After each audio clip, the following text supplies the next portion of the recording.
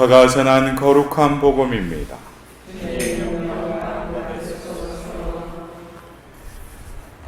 그때의 목자들은 서로 말하였다. 베들레헴으로 가서 주님께서 우리에게 알려주신 그 일, 그곳에서 일어난 일을 봅시다. 그리고 서둘러 가서 마리아와 요셉과 구유에 누운 아기를 찾아냈다. 목자들은 아기를 보고 나서 그 아기에 관하여 들은 말을 알려주었다. 그것을 들은 이들은 모두 목자들이 자기들에게 전한 말에 놀라워하였다. 그러나 마리아는 이 모든 일을 마음속에 간직하고 곰곰이 되새겼다. 주님의 말씀입니다.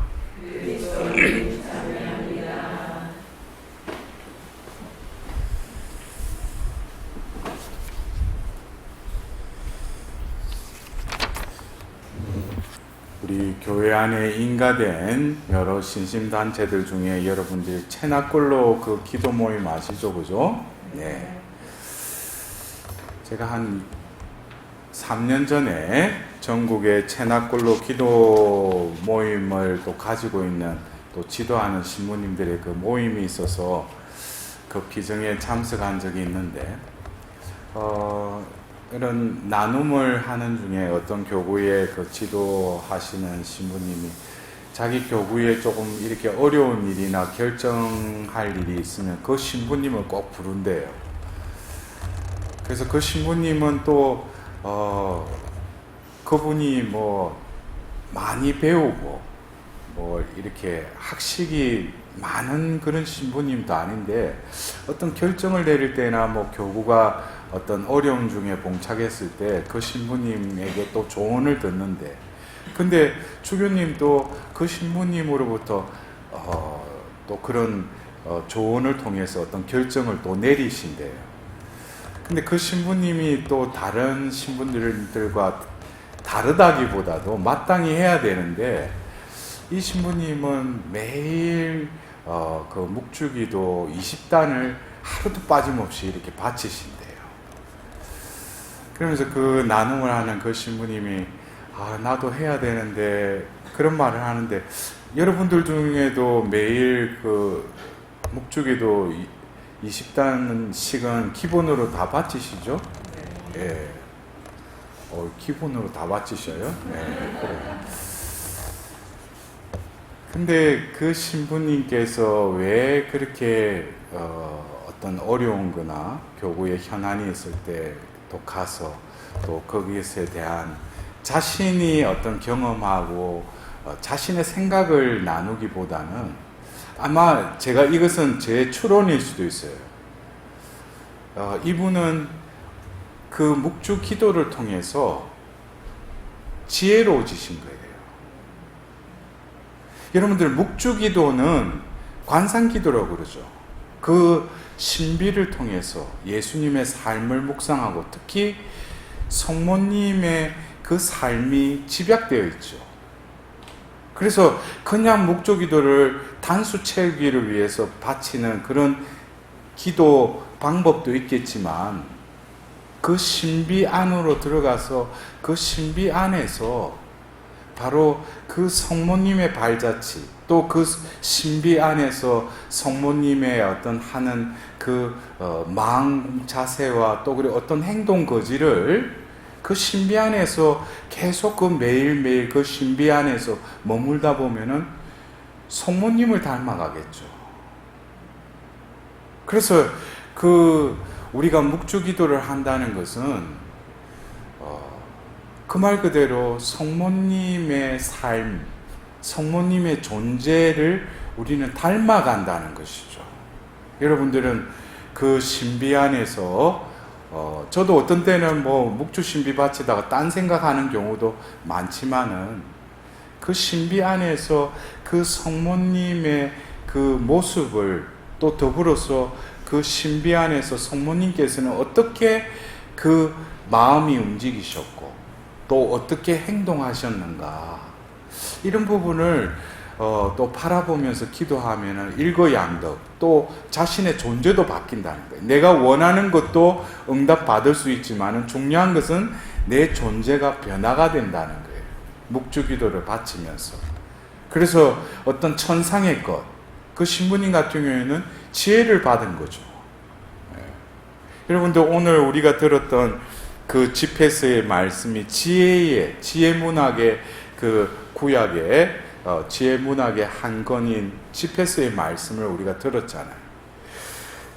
오늘 우리가 또 복음의 말씀 또 여러분들이 뭐 속해 있는 레지오 그 모임 그 프레시디움 중에 뭐 상지의 옥자라는 그 프레시디움도 있죠, 그죠? 그래서 우리가 성모님의 호칭기도 중에 성모님을 상지의 옥자라고 이렇게 칭하죠. 상지라는 것은 다른 평범함을 뛰어넘는 지혜를 가지고 있다는 거예요. 그리고 여기서 옥자라는 것은 자리를 말하는 것이죠. 그렇다면 지혜의 근본이고 하나님의 지혜의 그 자체는 바로 고린도 2서의 말씀처럼 예수 그리스도이시죠. 그래서 예수 그리스도를 잉태하고 또 하나님께서 예수 그리스도의 태를 마련하신 그 자리, 옥자, 바로 그 다윗의 후손의 그 옥자에 그 왕자의 하나님께서 구세주를 태어나게 하시겠다는 그 옥자, 그러니까 상지의 옥자는 바로 성모님의 존재를 칭하기도 하지만은 거기에는 예수 그리스도가 함께 하시는 것이죠. 그래서 우리가 오늘 이 집회서의 말씀을 쭉 이렇게 덧노라면 결국 하나님의 지혜는 이 땅에 자리를 잡았죠. 그래서 구약에는 그 천막 하면 여러분들이 뭐가 떠올라요? 바로 탈출기 25장부터 무엇을 만들으라고 해요? 성막을 만들으라고 하죠. 왜 그게 거룩한 천막이 돼요? 그 안에 지성소에 하나님의 그 계약궤가 모셔져 있으니까, 하나님의 현존이 그 안에 머물러 있으니까. 그래서 결국 하나님께서는 그 거룩한 천막 안에서 그분을 섬겼으며 이렇게 시온에 자리 잡았다. 결국 우리가 그 성모님의 그 신신미사를 들여다보면 계약궤, 성모님을 계약궤에 또 비유를 하죠. 왜냐? 바로 그 십계명의 그 계약궤가 모셔져 있는 그 궤를 의미하기도 하지만 바로 새 계약을 맺기 위해 이 땅에 오신 예수 그리스도를 바로 잉태하고 낳아주신 그분을 계약궤에 또 비유를 하기도 합니다. 결국 하나님께서는 인간 가운데 당신의 존재가 머무르시지만 또 어느 구약에서는 그 어떤 특정한 자리에 당신의 그 현존의 자리로 축성하시고 그곳에 머무르시죠. 그러나 구약의 그 성막은 성전처럼 어떤 건물을 지어서 그곳에 머무시기보다는 천막이니까 어떻게 돼요? 그들이 움직이면은 함께 이동하는 것이죠. 그래서 우리가 어떤 성전의 개념, 천막의 그 구약의 그 지성소가 있는 그 성막의 개념. 근데 그것이 결국 이 신약에 와서 그 한 여인의 태를 바로 당신의 거룩한 현존의 자리로 삼으셨다는 거예요. 근데 우리가 상지의 옥자라는 그 지고하신 지혜의 그 보고인 성모님의 그 존재를 바라보자면 성모님께서도 지혜로우신 분이셨죠. 왜? 원죄 없이 잉태되셨으니까.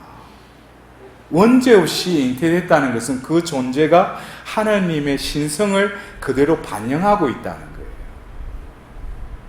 제가 서두에 말씀드린 그 한 사제도 결국 그 묵주 기도를 하는 행위가 아니라 그 신비로 들어가서 신비 안에서 하나님께서는 천상의 은총으로 필요한 것을 우리에게 부어주신다는 거예요. 나에게 또 어떤 일을 수행하는 데 있어서 하나님께서는 은사를 주시죠. 그것은 당신의 뜻을 이루기 위해서 나에게 주신 것이지 내가 그것을 소유하라고 주신 게 아니에요. 그거는 하나님께서 필요한 때에 필요한 자리에서 당신께서 쓰시기 위해서 성령께서 머무시면서 그 사람을 이용하시는 것이죠. 내가 소유하는 게 아니에요. 은사는. 그렇다면은 성모님께서 상지의 옥자로서 오늘 우리에게 들려준 예수님 그 탄생의 그 복음의 한 말씀을 우리는 들었습니다. 여기서 마지막 이 루카복음 2장 19절에 마리아는 이 모든 일을 마음속에 간직하고 곰곰이 되새겼다. 이것이 그분이 상지의 옥자인 근거이자 또 우리가 성모님께 구하면은 그 지혜를 우리에게도 부어주신다는 거예요. 왜? 성모님을 통해서 또 우리는 기도할 뿐만 아니라 또 성모님의 중재함으로 통해서 우리에게 은총이 또 임한다는 거예요. 그것을 우리는 카나의 혼인잔치에 성모님의 중재를 통해서 때가 안 된 그 때를 당기시죠. 그러나 성모님이 원하시는 것은 물이 포도주로 바뀌는 1차적인 목적보다도 더 본연적인 우리에게 시사하는 바는 바로 그가 시키는 무엇이든지 하여라 라는 우리의 존재의 순응에 대해서 성모님은 2차적인 목적을 가지시고 그 기적에 개입하시죠. 그렇다면은 오늘 우리는 이 지혜의 근본이신 예수님을 잉태하시고 또 때가 되자 그분을 이렇게 낳으셨는데 그 목동들이 천사의 아뢰음을 받고 가서 보니 그대로 그런 일이 있었다는 거예요. 근데 성모님께서는 그 상황 속에서 반응하시는 걸 보면은 그분이 왜 그 상지의 옥장가? 그러면 나도 성모님께 봉헌되어서 진정으로 하느님 자녀답게 지혜로운 자로 살아가려면은 우리도 성모님을 닮아야 되겠죠. 그럼 성모님께서 이러한 상황 속에서 어떻게 자리매김과 대처와 어떻게 행하셨는가? 그것은 이 짧은 이 한 기절 안에 먼저 마리아는 이 모든 일을 그러니까 어떤 상황이 일어났을 때 그 상황 속에서 전반적인 모든 상황들을 다 염두에 두셨다는 거예요. 우리는 여기서 어떤 일이 일어났을 때 자기에게 들어오는 것만 자기가 그냥 인지하게 되는 것이죠. 그래서 우리가 이를테면은 눈에 보이는 어떤 기적이나 어떤 체험들 보면은 분명히 내가 어떤 하나님의 은총으로 어떤 것을 체험했으면은 전반적인 이것은 결국 어떤 과정이 있다는 거예요. 그 순간에 내가 어떤 것을 체험했지만 이 체험이 있기까지 하나님은 때가 되어서 나에게 어떤 은총을 부어주셨다는 거죠.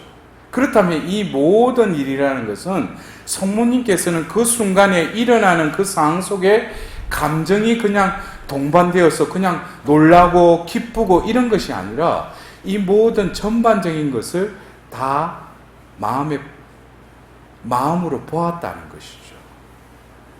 더불어서 그 다음 단계가 마음속에 간직하고 마음에 간직했다는 거예요. 이것은 어떻게 보면은 성모님의 표양 중에 어떤 여유, 우리는 어떤 경우에는 여유가 없어요. 제가 말씀드린 이 여유라는 것은 우리가 어떤 내 안에 어떤 지향이 떠올라요. 어떤 마음의 움직임이 있어요. 그럴 때 그것을 어제 우리가 성이 이나시오 그 기념일도 지냈지만 식별을 하지 않고 그냥 그것을 행하는 경우에 우리가 좋은 의향이라고 하더라도 열매가 없어요. 그것이 뭐냐면 간직하지 않았기 때문에. 왜? 간직이라는 것은 닭이 그 알을 품듯이 어느 기간이 돼야지 병아리가 나오잖아요. 그것처럼 성모님께서는 이 모든 일을 하나님의 주재하에 하나님의 현존의 그 순간으로 받아들일 뿐만 아니라 이 속에서 하나님 뜻, 하나님께서 이루시려고 하는 그 뜻을 무엇보다도 우선적으로 마음에 품으셨다는 거예요. 그러나 이 알이 부화되듯이 이 뜻이 이루어지기까지는 여유를 가져야 돼요. 그래서 우리가 어떤 경우에는 많은 일을 하고도 성과도 없고, 성과는 있는 것 같은데 하나님의 열매가 없는 것은 여유가 없기 때문이에요. 우리는 먼저 이 모든 일 가운데 하나님 뜻을 품는 그런 여유와 더불어서 이게 부화되는 그 여유를 우리는 가져야 되죠. 이럴 때 우리에게는 또 수반되는 덕목이 어떤 덕행을 닦아야 되겠어요? 오늘 우리 자매님이 이야기 뭐예요? 인내죠, 인내. 거기에는 인내가 뒤따라야 돼요.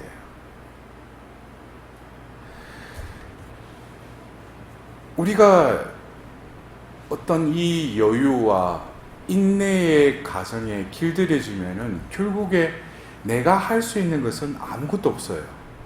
그냥 머무르는 단계 속에서 하나님이 시작해서 하나님이 행하기 시작할 때까지 그냥 기다리면은 하나님이 움직이신다는 거예요. 그럴 때 하나님께서 여러 가지 사인을 주시죠. 어떤 사람을 붙이시든지, 또 그리고 우리가 수도의 공동체에서는 어떤 장상이나 자신의 뜻에 반하더라도 그거는 받아들여야 돼요.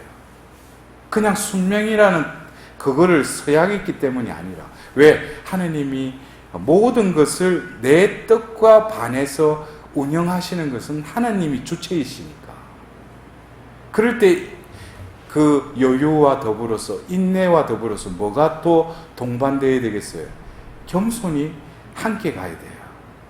나는 내 뜻은 이렇게 했는데 시간이 지나고 어떤 통로를 통해서 하나님이 응답하시는 게 처음에 그 상황과 다른 상황이 전개될 수 있어요. 그럴 때도 어떻게 받아들이는 겸손함이 나에게 또 갖추어져 있어야 되겠죠. 이 겸손이 함께 가지 않으면은 결국 하나님의 뜻을 수행하는 데 있어서도, 완성하는 데 있어서 딴 길로 가버려요. 그래서 우리가 이 마음속에 간직한다는 이 단계, 더불어서 그 다음 단계가 뭡니까? 곰곰이 되새겼다.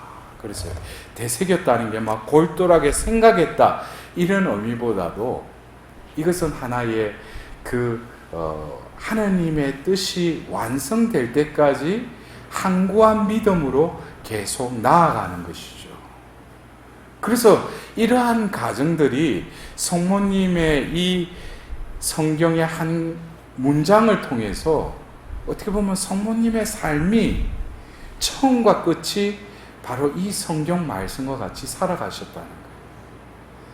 가브리엘 대천사의 그 아뢰음을 받고 도저히 인간적으로 이루어질 수 없는 일이 자신의 존재에 일어났어요. 바로 피앗을 통해서. 그러나 그 여정이라는 것은 인간으로서 도저히 감내할 수 없는, 우리가 인내라고 하지만 인내를 뛰어넘는 고통 속으로 들어가시죠. 왜? 이것이 하나님 뜻을 이루어가는 하나의 과정이라는 것을 피하다셨기 때문에. 그러나 그 이후에 하느님께서 그 영혼을, 그 존재를 들어 올리심은 우리가 상상도 못하는 천주의 모친으로 하나님은 그의 존재를 이렇게 들어 올리십니다. 어떻게 보면은 우리가 지혜로운 자, 지혜라는 것은 여러분들이 무슨 세상적인 지혜와 다르다는 걸 여러분들이 아실 거예요. 우리가 지혜 문학에서 지혜의 근본은 뭐라고 그랬어요? 하나님을 경외함이라고 그랬어요. 무엇보다도 하나님을 경외하는 것, 또 두려워하는 것, 이것이 지혜의 근본이라고 그랬어요. 그렇다면은 우리도 오늘 이 첫토 신심미사를 봉헌하면서 여러분들 또 그리고 여러분들이 키우는 자녀들이 지혜로웠으면 좋겠죠. 그래서 여러분들 지혜 문학에 있어서 여러분들이 그 집에서 잠언 이것을 젊은 때에 이 말씀을 읽고 이 말씀을 마음에 간직하면 그 젊은 존재는 하느님의 길로 갈 수밖에 없어요. 그리고 우리가 40대 50대 하면 이제 뭡니까? 인생에 한참 힘이 있고 이제 뭔가 결실이 맺어질 그때에 또 한난을 겪게 되죠. 그럴 때 우리가 지혜 문학에 있어서 욥기를 읽으면서 이 고난을 또 넘어가야죠. 그러면서 이제 나이가 들면은 무엇을 읽어야 되겠어요? 코엘렛을 읽어야죠. 헛되고 헛되도다. 그래서 우리가 이 지혜라는 것이 어떤 타 종교에서 또 어떤 철학적인 관점에서 우리가 지혜를 논하는 게 아니죠. 지혜는 하나님이 지혜이시죠. 우리가 지혜로운 자가 된다는 것은 제가 아까 말씀드렸듯이 구약에 바로 이동형 하나님의 현존의 자리, 그 머무르는 자리를 성막, 그 천막이 움직이면서 하나님께서 또 움직이셨듯이 더불어서 우리 존재도 바로 상지의 옥자이신 성모님께 봉헌된 존재라면 우리들도 또 다른 지혜의 거처가 되어야 되겠죠. 우리가 또 다른 성막처럼 우리도 움직이는 하나님의 현존의 자리가 될 때, 그러나 중요한 것은 성모님과 같이 이 모든 것을 마음에 간직하고 곰곰이 또 되새기는 그 영적인 덕을 우리가 쌓아나갈 때 우리의 언변과 행위는 다른 이들이 보면은 바로 나자렛 회당에서 예수님 말씀을 듣고 뭐라고 그래요? 저 지혜와 저 능력이 어디로서 왔는가 그러잖아요. 그 말이 바로 예수님께로부터 느꼈던 그 느낌이 바로 나를 통해서도 느껴야 돼요. 다른 이들이 저 사람 저런 지혜와 능력이 어디서부터 왔는가? 그거는 당연하죠. 내 안에 하나님이 계시니까, 내 존재가 성모님께 봉헌되었으니까 원래 그런 존재로 내가 변화되고 한다면 예수님으로부터 받았던 느낌을 나를 통해서도 타인들이 어떻게 해요? 똑같이 느껴야 되죠. 왜? 나는 또 다른 그리스도이니까. 그래서 우리가 어떤 때는 우리 자녀들이 진정으로 지혜로운 자녀로 커가기를 바란다면은 먼저 그 자녀들을 잉태하고 낳은 내가 먼저 어떻게 돼야 되겠어요? 내가 지혜로워야죠. 지혜로우면 어떻게 돼요? 또 성모님께 온전히 봉헌드려야죠. 봉헌된 자로서 살아가고, 또 제가 오늘 첫머리에 말씀드린 그 한사제처럼 우리는 묵주기도를 하면서 그냥 바치는 게 아니고 그 신비 안에 머무르는 그 신비의 그 기도를 할 때 우리가 모르는 우리의 존재가 서서히 오늘 복음의 말씀처럼 이 모든 일을 마음 속에 간직할 뿐만 아니라 곰곰이 되새기는 성모님의 표양이 바로 나의 존재의 삶의 습관으로 자리 잡으리라 믿습니다. 오늘 우리는 이 첫토 신심미사를 봉헌하면서 나의 지향을 이루어 주십사고 기도하는 그것을 성모님은 잘 알고 계셔요. 물이 포도주로 바뀌듯. 그러나 성모님이 진정으로 원하시는 것은 그가 시키는 무엇이든지 하여라 하신 우리 존재의 변화를 성모님은 궁극적으로 우리에게 원하신다는 것을 명심하고 오늘 이 첫토 신심미사를 봉헌하면서 우리의 존재를 다시금 산제물로 티 없으신 마리아 성신께 봉헌하는 은총의 미사가 되었으면 합니다.